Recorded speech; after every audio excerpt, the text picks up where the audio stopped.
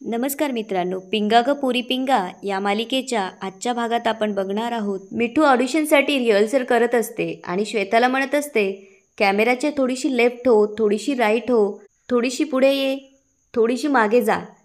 त्यावर श्वेता म्हणते, आता थोडं म्हटले की तू जास्त म्हणते, जास्त म्हटले की तू थोडं म्हणते, काय चाललंय, पटकन सुरू कर ना. त्यावर मिठू म्हणते, अरे यार थोडेसे पेशन्स ठेव ना. त्यावर श्वेता म्हणते, वा वा वा, म्हणजे ऑडिशन तुझं आणि पेशन्स आम्ही ठेवायचे. मिठू म्हणते, चल मी ना आता रिहर्सल सुरू करते आणि म्हणते, तू मनीष आहे. त्यावर श्वेता म्हणते, मी मनीष आहे, मग श्वेता कोण आहे. त्यावर मिठू म्हणते, मस्करी नको करूस श्वेता, मनीष ना ते सिरियलमधला माझा लवर आहे आणि मी जे काही बोलते त्याला तू फक्त रिॲक्ट कर. श्वेता म्हणते, हो गो बाई, चल लवकर सुरू कर. त्यावर मिठू म्हणते, हां मनीष, तुझ्यासोबत ना सुखी संसाराची स्वप्न पाहिलीत रे मी. मनाने ना मी तुझी झाली अरे, तुझी जागा ना माझ्या आयुष्यात कुणीच घेऊ शकत नाही. मला असं सोडून नको ना जाऊस, प्लीज मनीष, मी तुझ्याशिवाय नाही जगू शकत मनीष. आणि ती म्हणते, हर्षित प्लीज ऐक ना माझं. त्यावर श्वेता हसू लागते आणि तिला म्हणते, तू सरबरलीस का गं, हर्षित कुठून आला मध्येच. त्यावर मिठू म्हणते, हर्षित बोलले मी. त्यावर श्वेता म्हणते, हो. आणि श्वेता म्हणू लागते, अगे बरी आहेस ना तू, हर्षितचं नाव का घेतलंस. मेरे दिल का करार, रातों की नींद और दिन का चैन सब खो गया है जाने मन, मेरे दिल की हर धड़कन में सिर्फ उसका ही नाम है. त्यावर श्वेता म्हणते, तू काय डोक्यावर पडलीस का गं, का कॉफीच्या कपात उतरवलं त्याने तुला आणि इतक्या पटकन देऊन आली तू तुझा दिल हर्षितला. तेवढ्यात तेजा तिथे येते आणि मिठूला म्हणू लागते, हर्षित त्याचा विचारही करू नकोस. त्यावर मिठू म्हणते, का करू नको. त्यावर तेजा म्हणते, तो मोठा आहे यार वयाने तुझ्यापेक्षा. त्यावर मिठू म्हणते, प्यार उम्र नहीं देखता, प्यार से दिल देखता है. श्रीदेवीला नाही आवडला होता अनिल कपूर लम्हेमध्ये. तेजा म्हणते, हे बघ, फक्त वयाचा प्रश्न नाही आहे, तू तुझ्या टाईपचाच नाही आहे. त्यावर मिठू म्हणते, पण मला काहीच प्रॉब्लेम नाही आहे. तेजा म्हणते, असं कसं प्रॉब्लेम नाही आहे, प्रॉब्लेम असायला पाहिजे, तुझ्या टाईपचा नाही आहे तो. त्यावर मिठू म्हणते, हे बघ, आता सध्या तरी मला काही प्रॉब्लेम नाही आणि नंतर प्रॉब्लेम झाला तर मी बघून घेईल ना. हर्षितवरून मिठू आणि तेजामध्ये वाद व्हायला लागतो. श्वेता त्यांना थांबवते आणि म्हणते, अगं रात्र झाली, बुलबुल बागेतली सगळी लोकं झोपली आहेत. त्यावर तेजा म्हणते, मग हिला सांग, तो माझा मित्र आहे, त्याच्यापासून फक्त लांब राहायचं. आणि श्वेता तेजाला आत घेऊन जाते. इकडे प्रेरणा झोपलेली असते आणि अचानक स्वामींचं नाव घेऊन प्रेरणा झोपेतून दचकून उठते. वल्लरी पाण्याचा ग्लास घेऊन प्रेरणासमोर जाऊन उभी राहते. प्रेरणा तिथून उठून येते आणि टेबलवर ठेवलेल्या बॉटलमधलं पाणी पिते. वल्लरी प्रेरणाजवळ जाऊन म्हणते, प्रेरणाताई, अहो किती त्रास होतोय तुम्हाला, दिवसा अस्वस्थ असता, रात्री नीट झोप लागत नाही, कळतंय ना तुम्हाला, अहो तुम्ही स्वतःलाच फसवी राहिन्यात. त्यावर प्रेरणा म्हणते, काही फसवत वगैरे नाही स्वतःला, आणि मग काही कळत नाही तू का बोलतेस.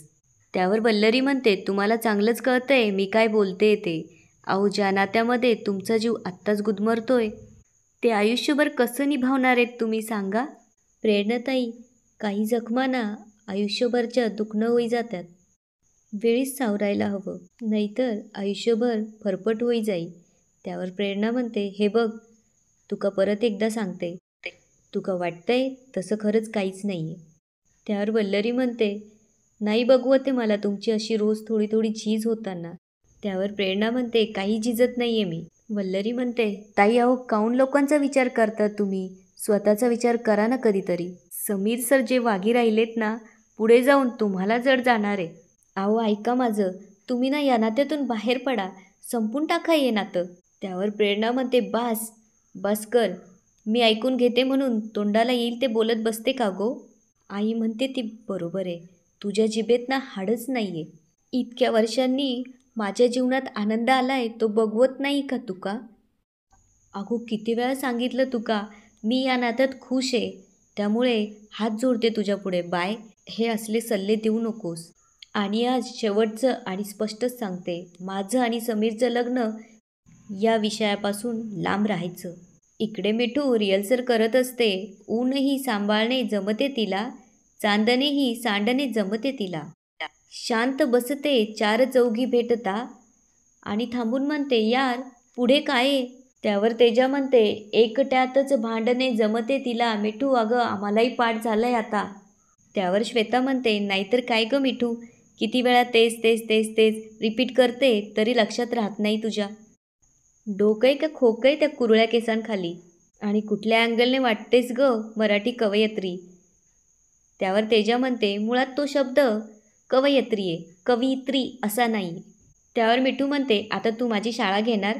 अगं आता ऑडिशन आलं आहे, काम आहे आपलं तर दिलंच पाहिजे ना. आणि आता तूच सांग ना यार, अशी भाषा कोण बोलतं.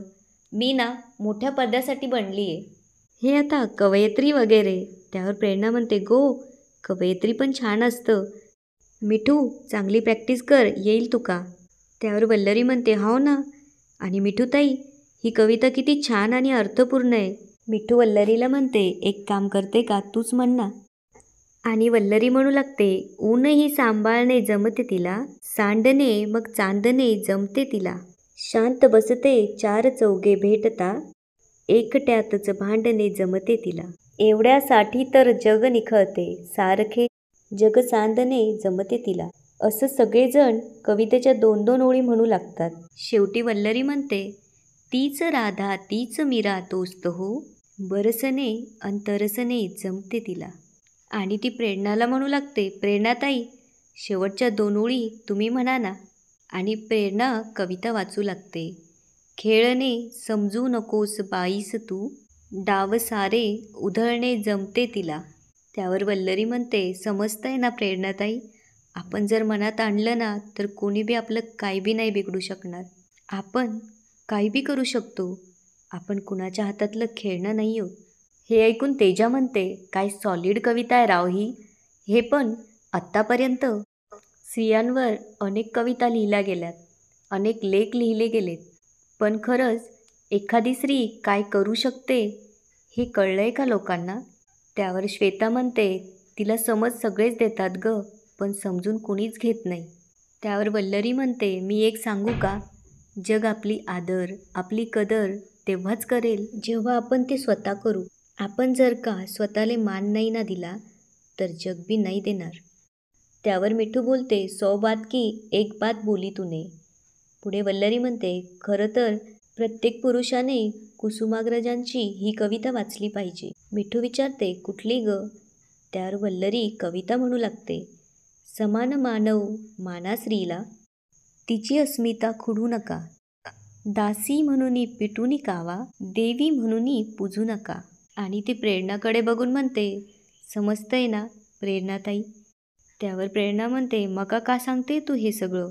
त्यावर वल्लरी म्हणते, नाही अहो, आज वुमन्स डे आहे ना, आज सगळ्यांसाठी सरप्राईज आहे माझ्याकडे. आणि सगळेजण विचारू लागतात काय. वल्लरी म्हणते, थांबा, आणि ती जाऊन केक घेऊन येते. केक बघून सगळेजण खुश होतात आणि सगळेजण हॅपी वुमन्स डे म्हणून केक कापतात. आणि वल्लरी प्रेरणाला म्हणू लागते, प्रेरणाताई, जशी घर सांभाळणारी गृहलक्ष्मी आपल्यात असते ना, तशी अन्यायाविरुद्ध लढणारी दुर्गाही आपल्यातच असते. इकडे तेजा सकाळी लवकर रेडी होऊन घराची साफसफाई करत असते आणि म्हणू लागते, काय हे घर आहे की गोडावण, किती खराब झाला आहे आरसा, कोणी म्हणून पुसत नाही. आणि ती आरसा पुसू लागते. तेवढ्यात मिठू उठून तिला विचारू लागते, तेजा काय सकाळी सकाळी सुरू आहे. त्यावर तेजा म्हणते, दिसत नाही का आरसा पुसतीये. नाही, आरशात बघून मेकअप करायला जमतं, पण तो पुसायला जमत नाही म्हणून मी पुसतीये. आणि ती म्हणते, तो बघ टॉवेल कसा पडलाय, या घराचं काय करू मी, किती पसारा आहे. त्यावर मिठू म्हणते, कुणी इन्स्पेक्शनला येणार आहे का आपल्या घरी, एवढी आवरावर चालू आहे. तेजा म्हणते, तू ना माझ्या डोक्याची मंडई करू नकोस. त्यावर मिठू म्हणते, अरे पण स्वच्छता अभियान का चाललंय आपल्या घरात. त्यावर तेजा म्हणते, मी करते ना काम, प्लीज मला करू दे. त्यावर मिठू म्हणते, एक मिनिट, आज काय स्पेशल आहे. म्हणजे आज काय तयार झालात, नवीन हेअरस्टाईल, मोठे इयरिंग्स, चक्क तेजाने मेकअप केलाय.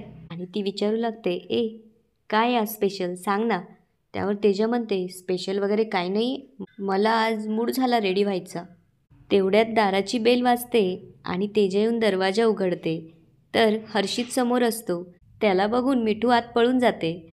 हर्षित विचारू लागतो, ये कोण भागा. त्यावर तेजा म्हणते, कोणी नाही, बस ना तू.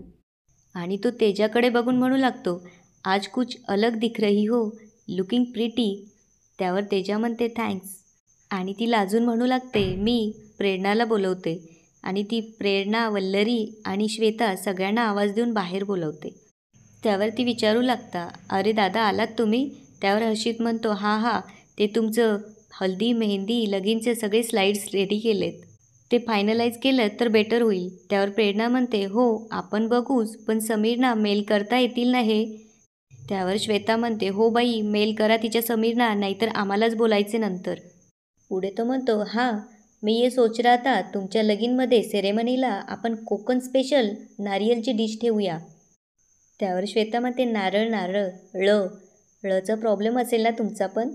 त्यावर तेजा म्हणते, अगं इंदोरचा आहे ना तो, मराठी असंच असतं त्यांचं, तिकडे असंच मराठी बोलतात, इट्स ओके. तेवढ्यात मिठू येऊन त्याला विचारू लागते, मी तुझ्यासाठी चहा ठेवू का? त्यावर हर्षित म्हणतो, हां हां क्यों नाही. हे ऐकून तेजा त्याला विचारते, मी तुझ्यासाठी काही खायला घेऊन येऊ? आणि ती पण मिठूच्या मागे किचनमध्ये जाते.